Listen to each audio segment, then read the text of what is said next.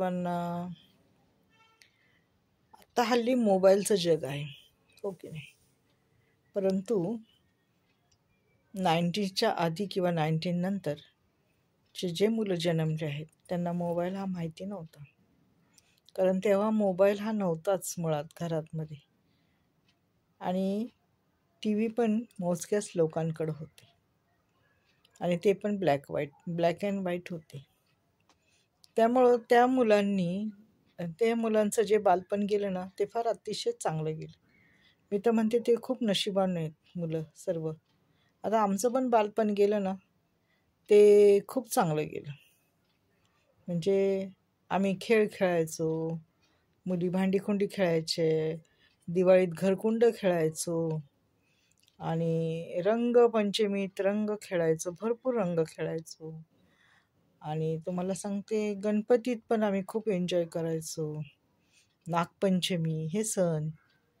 आणि वर्षभर आमचे सण असे चालू असायचे आणि आम्हाला शाळेला सुट्टी असते आणि मराठी शाळा, हो की नाही?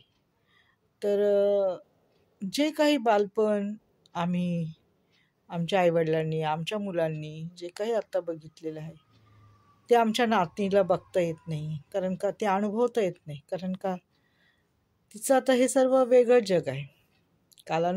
का वेळेनुसार आणि वर्षानुसार माणसं बदलतात नाही का, आणि बदलायलाच पाहिजे. परंतु खेळणं हे जे लहानपणी असायचं, काचाकवड्या खेळा, सागरगोट्या खेळा, असे खूप खेळ होते लहानपणी. परंतु ते आता मुली खेळत नाहीत. ते आता सारखे मोबाईल, टी व्ही आणि आता प्रत्येकाच्या घरात टी व्ही झालेला आहे. जे जग होतं ना पहिलं ते खूप छान होतं आणि खूप समाधानी होतं. आणि जो ते 90च्या आधीचं किंवा 90च्या नंतरचं जे म्हणजे जे दिवस मुलांनी पाहिलेले आहेत ना, ते खरंच भाग्यवान आहे. कारण त्यांनी मोबाईल पूर्वीचा काळ बघितला आणि मोबाईल नंतरचा काळ बघितला. जर आयुष्यामध्ये हे मोबाईल आले नसते ना आत्ता, तर माणूस कुठं गेला असता. म्हणजे वाचन, एकमेकाशी गप्पा, बोलणं हे झालं असतं. पहिल्याची लोकं खूप बोलायची. बसली की बोलायची.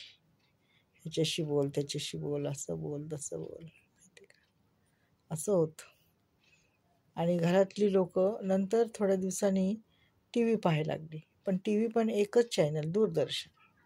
दूरदर्शनवर पिक्चर, छायागीत आणि शेतीचे कार्यक्रम, बातम्या, एवढंच. ह्याच्या पलीकडे लगेच 9:30ला किंवा 9ला आमचा टी व्ही बंद असायचा, हो की नाही? तुमचं पण असंच होतं का? असेल पण. कारण का पूर्वीचे दिवस होतेच असे.